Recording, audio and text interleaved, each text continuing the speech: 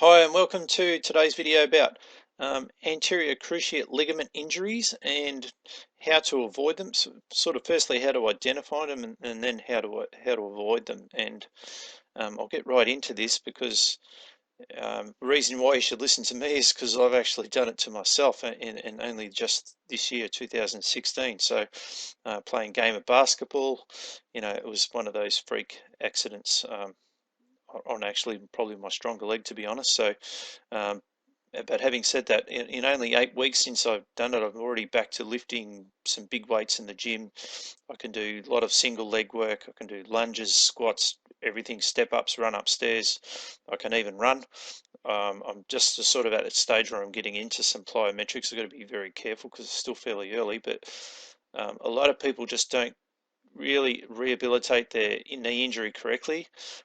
In my case, I've had to probably been doing more plyos. I may have prevented it, but it was mine was just a slip on a wet floor. But a lot of the cases, these injuries happen from a non-contact thing that could have easily been prevented just from it landing incorrectly. All right, so also I've worked with hundreds of cases of knee pain from elite athletes all the way up to people in their 80s.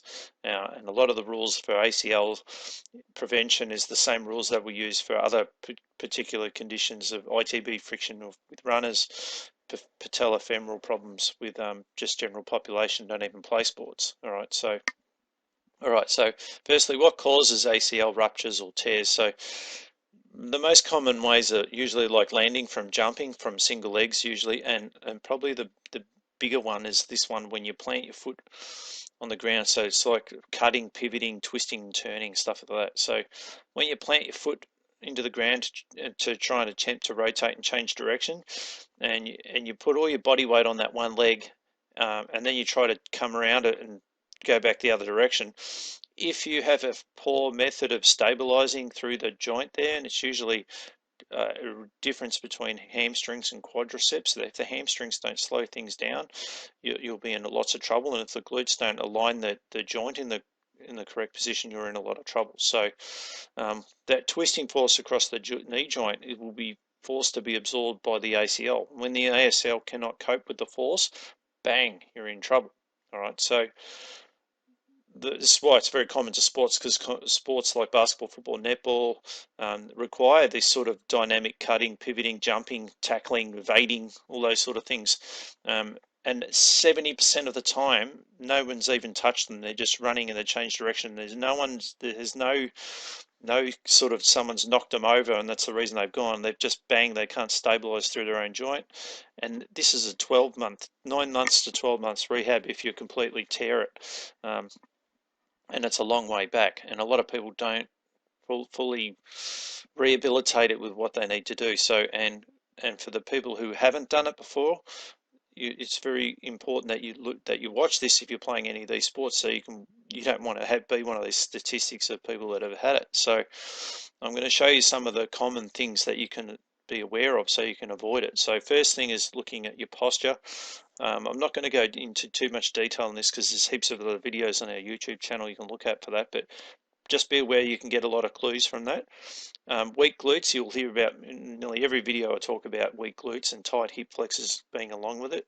And then this particular video, I'm going to look very much at the movement patterns, so and poor stability that across all of the joints. And in this order, it's sort of like the single leg squat, the lateral bound, which is single leg squats but moving fast sideways. Then landing, firstly with two legs and then secondly with one leg, and then the pivoting, cutting, twisting, evading stuff. All right, so I'm going to break down each one, show you a good one and a bad one, so you can look at the bad one and say, okay, this is what I don't want it to look like, and you can test yourself. And if yours looks like that, then you know you'll need to work on a lot of things to break it down. And then I'll show you the good one and why it's a good one. All right. So, firstly, with the posture, thing you want to look for is things like knocked knees, any ankle or hip imbalances.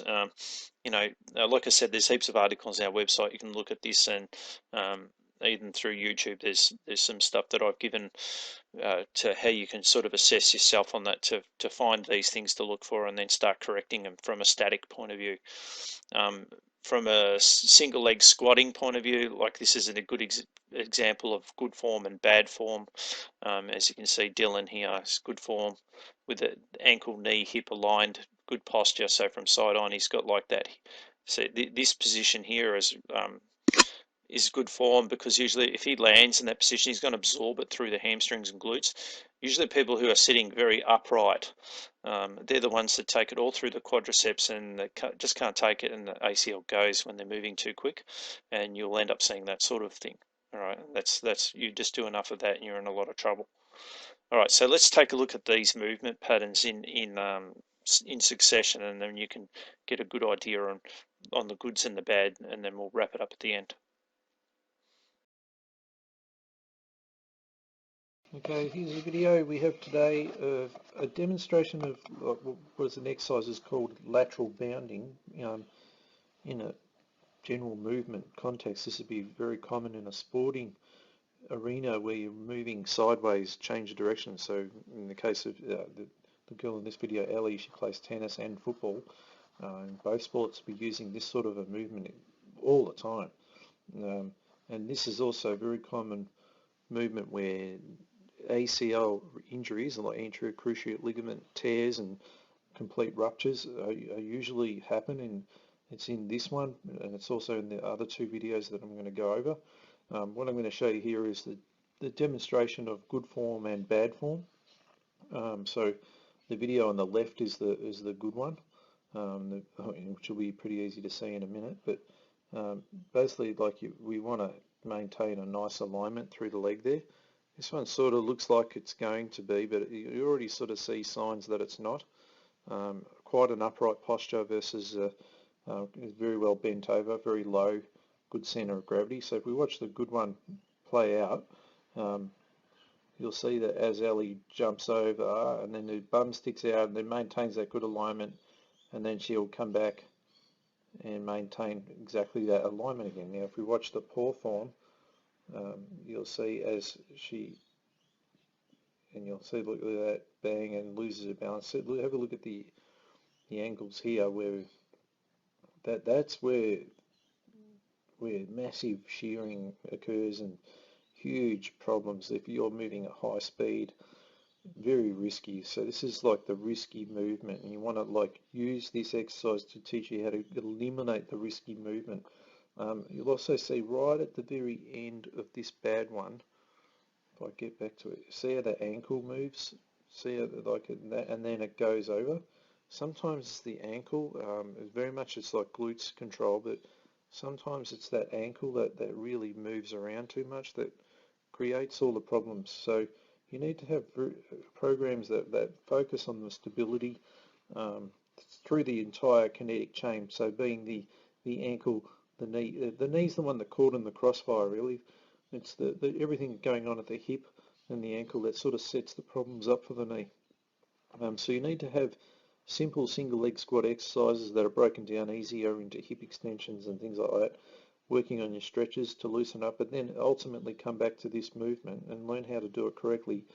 And in this case, like using a mirror to sort of give you feedback, or someone to video you with their phone and showing you this good form of moving from left to right, and then jumping, and then see how she's using her arms quite well, and it sticks that landing, no issues with the ankle. Yeah, beautiful. There you go. And you want to have more of that and less of what we just saw there, terrible, and all sorts of weird stuff going on, yeah. All right, so that sort of helps you to get an understanding of why we would rate this movement as the way to identify the risk factor and also how to get rid of it. All right, so I hope you enjoyed that, and I'll see you in the next video. I'm going to show you good versus bad. The good is on the right and the bad is on the left. And if I play them together, you'll see how quite disastrous this one on the left will be. You'll see them both jump and bang. And the good one, see how the knees on the good side, on the right hand side here, we have that nice, where they're falling out. She's quite even in the middle there. This is the risk factor, like a knock-kneed landing. It's this area here that ends up in trouble because it's getting sort of bent too far sideways.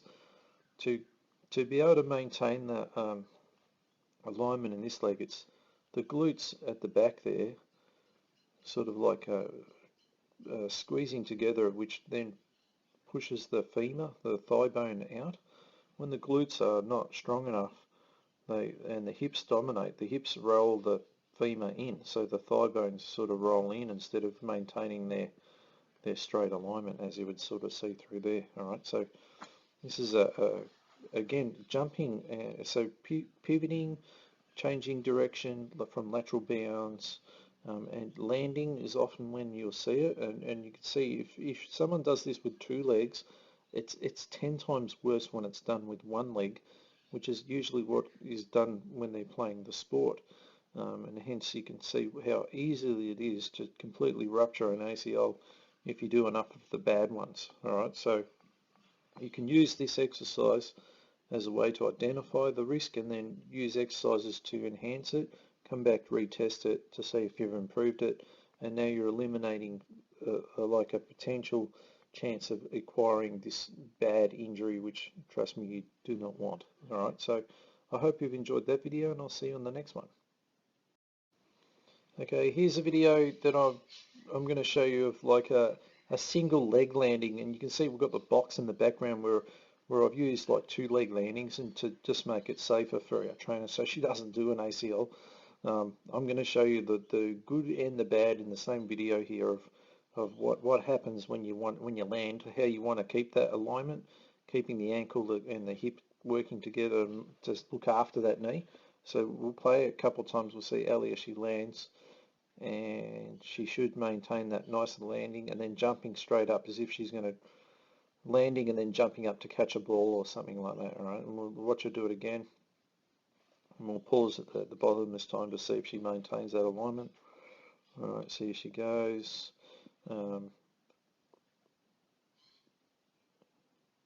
Bang. All right, so right there is where we want to see if she's sort of got that exactly where we want, and I'm pretty happy with that. Like, I haven't seen any disastrous rolling in, a little bit but very minimal. All right, so that was the landing, and then she jumps up, and now here she comes down, and she should maintain this alignment again if she's good enough. Yeah, not too bad. All right, okay, so now let's have a look what happens when she continues, and you'll see the paw one done on the next bit. All right, which we didn't want to get too many of these because it would, very risky. All right, so let's have a look.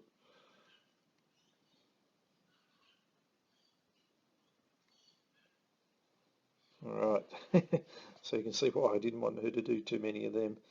All right, so as she lands, see how this knee just rolls right in. That's quite exaggerated, but again, I have seen some instances where people do this sort of a movement and they're not aware of it at all. That is where you are going to really do some serious damage if you do enough of those. All right, and see how her body's too upright. She doesn't land with her butt behind her. A very, very risky movement pattern that you need to identify. A lot of single leg squats on their own, and then single leg squats jumping, and then single leg squats landing from a height, and then single leg squats landing from a height with jumping straight after it. That's really how you need to progress this exercise, and break it up so you can safely say you're going to prevent this injury from ever being a problem for you. And at the same time you'll improve performance like you've never thought before. All right, so I hope you've enjoyed these videos, and they help you to identify any weakness in your movement. All right, I'll look forward to seeing you on the next one. Okay, here we have another video where we've got Ellie demonstrating the risk factors with ACL injuries, knee injuries, even ankle injuries really, that pretty much any lower leg injury to be honest, but commonly it's the knee that usually gets put in the worst position possible and disaster. All right, so on this video, it's the one on the left is the good one, and the one on the right is the poor. Sorry, the one on the right is the good one, and the one on the left is the poor one. So let's have a look at Ellie doing this, and and then we'll break it up for her. So you'll see that left one, how she drags that foot around. The one on the right, bang, and the pivot on the right foot. So it's a nice transfer of weight, loads up the leg, nice alignment, comes around, changes weight transfer to the left. This one, the one on the poor one, what's going on is like sort of gets like a not a bad setup position there, but it all goes wrong here when she has to transfer the weight. And see how like she's already turned the foot, but she hasn't really transferred her weight very much, sort of kept the weight back on this left, on her right leg still. So commonly see that with someone who has a stability problem and that their balance is affected. They don't want to really get off that foot, and then you'll see this ankle dragging, and then right here through here, this knee's going to get really stuffed. All right, so we see, and then she'll load up into that leg. So it goes over here. It's not too bad. This one's sort of getting stuck as well. And transfer. So there's not really good transfer. There's no transfer. She's still keeping her weight on the right leg. And right now, that's when you're seeing a cutting movement where that gets dragged across and it's getting sheared. And enough times of that, when she comes back to here, and when they load up this leg that's being sheared all the time, so right on there, this leg now is weakened, and it's when they place all the weight on here that bang, it pops, and it's a very awful noise and feeling if it ever happens to you. Now, if we watch this one and the good one, now watch how see how this foot comes right off the ground, and it turns very much like a golf swing, and the hips face this way. Where on the poor one, see her hips never really come through. She's not using her hip to do that sort of a circular action. It's still really facing over here, and where this one's come right around. See how it swivels around, bang, and there's a nice transfer of weight. All her weight on this, in this case, is all on her left leg, and now it's all on her right leg, and whack. And that's how you would, if you rotational power, but change the direction. So she's not like leaving this leg getting exposed to vulnerability of shearing it like this one does. All right, so I hope this is a very common way that we see these knee injuries occur, and it's a faulty pattern of movement. Sometimes too upright a posture, usually because you don't have enough balance or strength in your glutes. And sometimes it's just a poor habit of how you move. So you want to use like video phones to video it, if iPads, things like that, and then try to learn how to do it really well and do it at high speed. Do it using weights. Do it throwing medicine balls. Do it jumping. All these things will help you to firstly improve your performance, but most importantly to prevent these nasty knee injuries that we see all too often. All right. I hope you enjoyed that video and it helps you to identify risk factors, and then you can work on it and and hopefully never get injured. All right. I'll see you on the next video.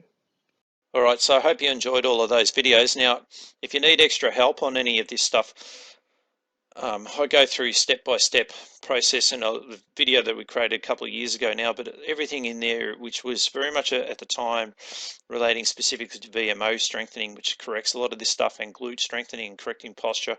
And it moves right into the very last chapter with power and agility exercises, where we show you how to do these lateral bounding and jumping stuff, landing things, box jumps, how to do them with correct tracking and alignment, and preventing just your general knee injuries, but it will also very much prevent the ACL ruptures and tears. And if you're in the rehab process of an ACL injury, very much the program that prevents it is the same one you need to do for rehabilitation. You just start at the very beginning and work your way through. So the video itself is like 60 minutes. The book's got about 80 pages, I think, from memory. You can get it from our shop at www.noregretspt.com.au, and if you follow everything there, you'll have the bulletproof knees. I guarantee that, because I'm doing it now. This is the stuff that I've done to be able to get to where I'm in 8 weeks. It's very much from this book. All right, so I hope you enjoyed that video, and I look forward to hearing from you or seeing you on our next one.